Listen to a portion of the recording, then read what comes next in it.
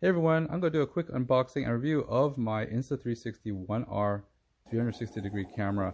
As you can see from my previous videos, I've been starting to use this camera a lot more, and especially with the bike video. That's how I got these weird pan shots with my bike.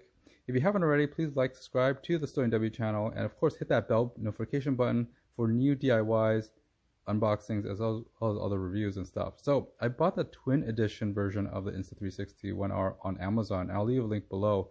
I got it for about $480 something or so for the twin edition. If you bought it just for the single lens edition, it was like $200.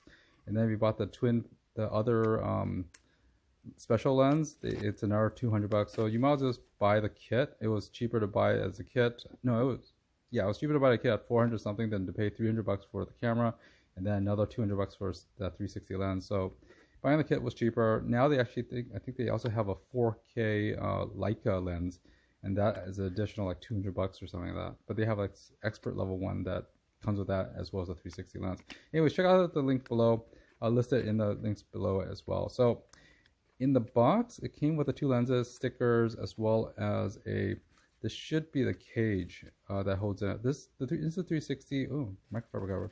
Anyways, the Insta360 1R, it's water resistant, so you can actually put this underwater after you put this case on, so it holds everything together. It's interchangeable lenses, so the battery is different from the computer, different from the lens, so you can actually swap this around. It comes with a bag of discant, or the water absorbing stuff, so in case after a water trip, you can basically put it in the bag so it absorbs any water in the lenses and stuff. So that's a pretty smart deal. In terms of, I'm gonna go ahead and seal that back. The instruction manual comes in many languages, but the main thing is that you can actually pull these things apart and interchange the lenses. So it comes with the USB-C cable for charging, as well as, let's see, what else? Let's see if it has everything it says on there. So it looks like everything's here. So basically you plug in each of these components together. It's all module, and even has like a screw, and it always has the mount. So let's find that mount. Oh, there it is. So a 1/4 inch mount to GoPro, and also to any photo equipment if you want.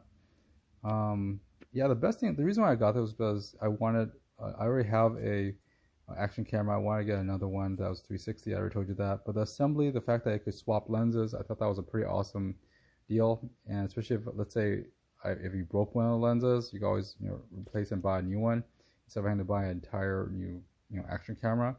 So the only thing it didn't come with is like a underwater case. It should be waterproof or water resistant, so you can put it on during vacations. But you just snap things together, and you can flip the camera around or the screen around so that you could face you during a vlogging session, or if you want to see from the back when you're videotaping things in the front. So with the 360 camera, you could have it facing you while you look at everything else and control it. The battery itself is modular, so you can just snap it on. There's other twin packs of these batteries, or extend a super long play battery that's longer, but you can't put it in the case with an extra large battery. I was looking into that. And let's take a quick look. I'll go ahead and plug it in and charge it in my USB-C. I'll just plug it into a wall. It has a little red light. When it's done charging, it'll tell me.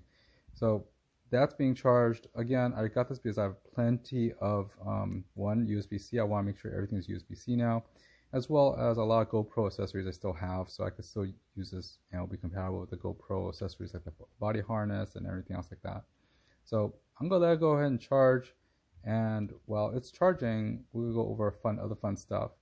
So let's fast forward time, and here it is. This is it with the 360 lens. Now there's nothing to protect the lens, so it doesn't come with a case. You have to buy that separately. I have this selfie stick I had for my GoPro, and it works perfectly fine with an adapter. So there it is. It actually has a selfie stick invisibility mode, which is not really a mode. It's more like using the 360, and the selfie stick hides between the two lenses in its stitch point. So you could technically do this with any 360 camera. I do like the fact that it has a 4K camera for a wide angle 4K, but quite possibly I'll be just using a 360 camera for most of my shots. This is the lens cover for the 360 camera. It just basically clips on top of it. What I noticed that when I was playing around with the menu systems is that the screen is kind of hard to control. I'm not sure if it's a firmware upgrade for later, but for my touchscreen, it was kind of, you basically slide up and down to control things.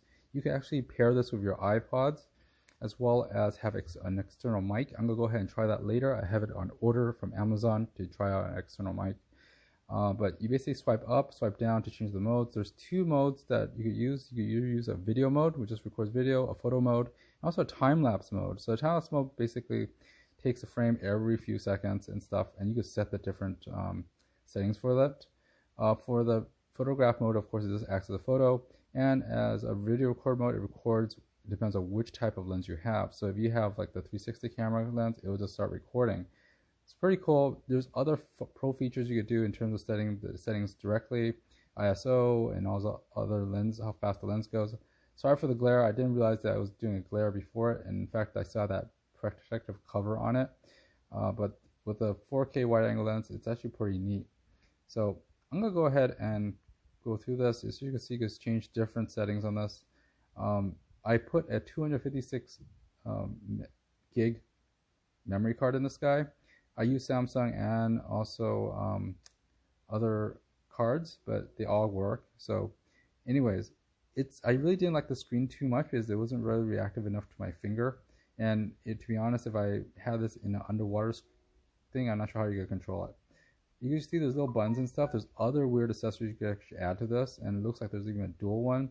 Now compare this to my my GoPro. This is a action camera I have. I have a GoPro and this action camera. I carry both, and right now the GoPro is actually mounted somewhere else. So this action camera has a screen that's fixed. The reason why I bought this was so I was going to do some vlogging, and I was going to do where the screen is actually facing me while the camera is facing me. The flow state, there's also flow state stabilization for both lenses, which is nice. Like I said before, it works with all my other GoPro stuff because it works on GoPro mount. So I'm just going to reutilize all that. The memory card I put in is a 256 card. It goes into that little canopy in there. You can actually access the canopy while it's in the case, but it's kind of hard. There's where the SanDisk Ultra 32s work, as well as the Evo 650 Evo Select from Samsung. Now I have it mounted on my bike, on a selfie stick, and in other ways. It does a 360, so if you haven't seen that video before where I basically do a review of the Jetson Bolt Pro speed test, that's where I actually give you a shot of the 360 modes. Now you could put it on a 3/4 view. This is perfect for biking videos and stuff. As you can see, there's a mileage on the bottom of it. Now you need to have your Insta360 app on in order to get that stats for the mileage and GPS data. You could do these really awesome pans and stuff with this 360 camera. As you can see, I haven't color corrected a lot of it. I just used what they gave me in the app, so it's fine for now. But you can also put this in Adobe Premiere or Final Cut and basically change the coloring so that it matches. And there's already color profiles that they have on the website, but the fact that you can actually use this as a B camera or something will be pretty awesome. Again, this is more for my YouTube vlogging and also my YouTube videos. I plan to do more reviews with this thing and add more stuff. Anyways, like again, thank you for watching again, and like, subscribe, hit the bell button for more videos. I'll make more update videos on my Insta360 camera as well as more bike videos. Thank you to the 10,000 plus subscribers. And if you haven't already, take a look at that first ride. That was a pretty awesome video with the Jetson Bolt Pro, as well as other technical unboxings like my new laptop that I just bought for this camera because this thing takes a lot of processing. And of course, regular DIY videos on how to clean normal things. Anyways, see you next time.